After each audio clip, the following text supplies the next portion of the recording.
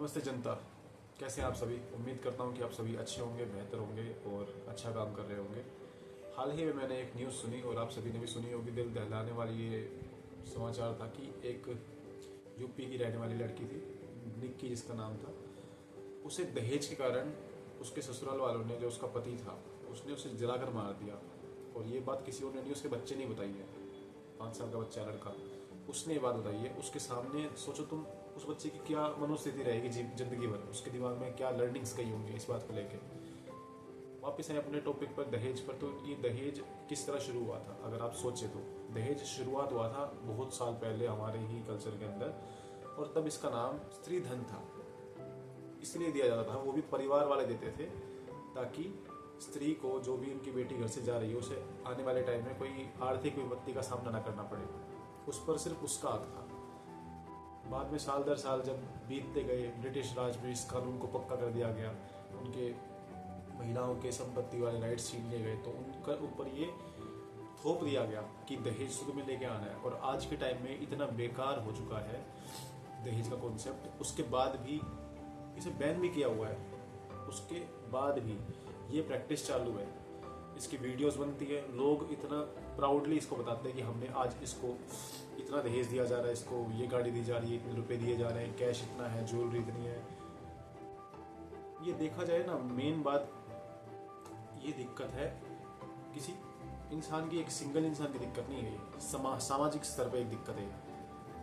पर सिर्फ ऐसा नहीं कि इंडिया में ही है, बाहर के कुछ देशों में भी दहेज दिया जाता है।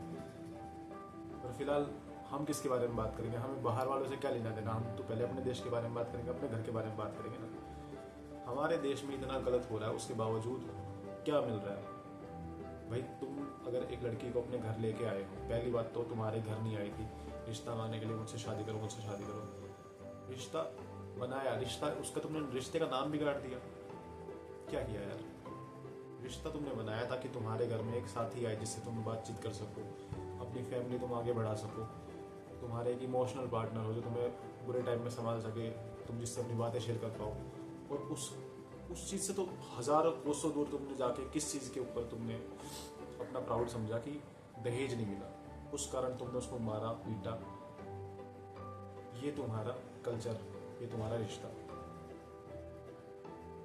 और इसके बाद भी कुछ ना कुछ आ जाएंगे जो अनपढ़ लोग हैं, बिल्कुल अनपढ़ क्या, पढ़े लिखे ही काम करते हैं, मतलब बेकार चीज़ को भी डिफेंड करने आ जाएंगे। नहीं, ये तो हमारे कल्चर में है। अभी भाई कल्चर को किस कारण था, पहले उसको देखो।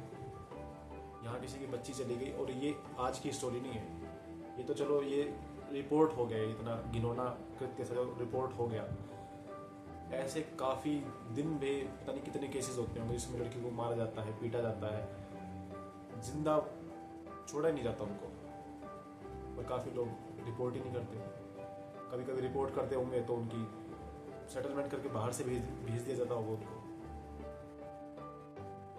तो ये सोचने वाली बात है कि हम किस दिशा में जा रहे हैं। तुम कह सकते हो कि भाई ये तो किसी घर की दिक्कत है, हमें क्या करना है। हमें करना है, क्योंकि उसी समाज में हम रह रहे हैं, उसी समाज में आप रह रहे हैं, उसी समाज में वो इंसान रह रहा है जो ये सब अपने घर के अंदर कर रहा है। और अगर आज आप नहीं बोलेंगे तो ये पता नहीं कल फिर कितना बड़े लेवल पे फैल सकता है। सोचने वाली बात है। शादी का रिश्ता होता है कि एक पवित्र रिश्ता है भाई, तुम अपने साथ एक इंसान को लेके आए हो जिसके साथ तुम जिंदगी भर रहोगे, और तुम फिर ये काम करते हो। तो सोचिए कि किस दिशा में जा रहे हैं। और प्लीज़, जब कोई इस चीज़ में, अगर आप चाहते हैं कि ऐसी बातें आपको ना सुनाई दें, तो अपने कान बंद करने से अच्छा है कि आप, जब आपके सामने ये चीज़ हो रही हो, तो उसको लोगों के सामने लेके आएँ। हम अपनी तरफ से कोशिश कर सकते हैं, जो लड़के हैं, कि भाई हम ये कहें कि हमें दहेज नहीं चाहिए।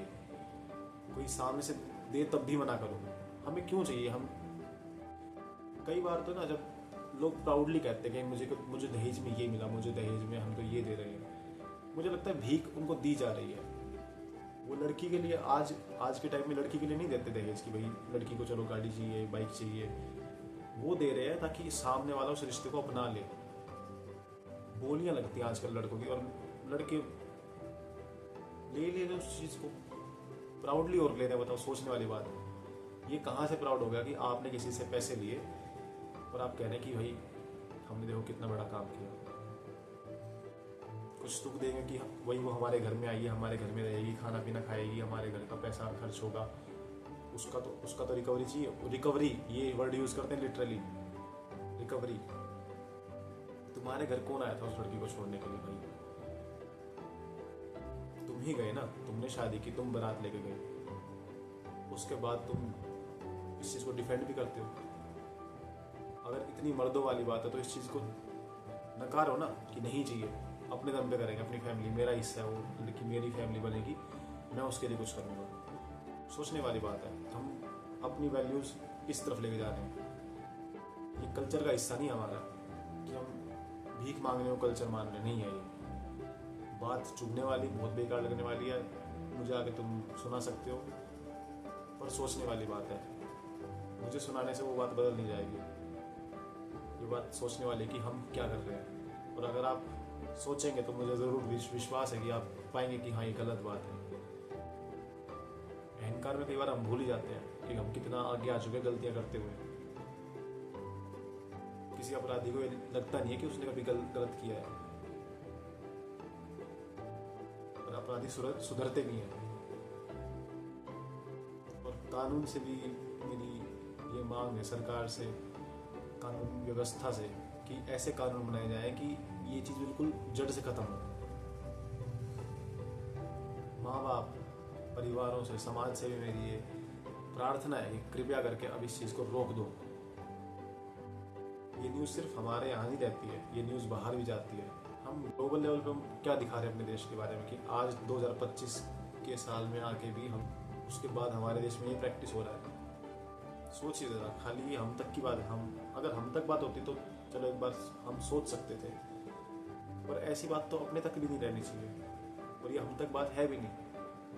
सोचिए, और जो बेकार प्रथाएं उन्हें ख़त्म कीजिए। आई होप आपको ये वीडियो कुछ वैल्यू वाली लगी होगी। आपका क्या मत है प्लीज़ कमेंट कीजिए, जो आपके विचार हैं मैं ज़रूर सुनना चाहूँगा। और अगर कोई फ़िलहाल तब भी डिफेंड करने आए तो भाई कमेंट में बाकी लोग भी कमेंट करने वाले, उसके विचार भी देख लेना। थैंक यू सो मच इस वीडियो के लिए, और बाय बाय, ख्याल रखिए, टेक केयर।